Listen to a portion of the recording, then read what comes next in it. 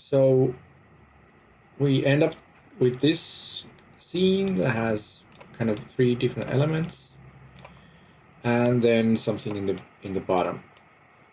What is the live setup? Kind of the name live here is confusing because it's the name of the software, but this is related to live camera setup. So if I would like to do a capture with my, for example, a FaceTime camera, so I could bring it here. So clips that you want to import, so your footage. So I'm going to go to my user folder, and I have some, I don't know, Finnish media advertisements. We had some settings for our timeline, and we have settings for our resolution, and we have settings for frame rate, and they're different in this clip. So it wants to check out that, okay, we will just reset our timeline to use.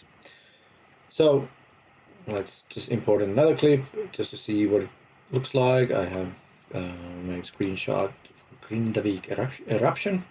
Notice it comes over here, and I think I have to click it here to place it somewhere. So each one takes a slot, and maybe this one is a little bigger. It's a slower file, and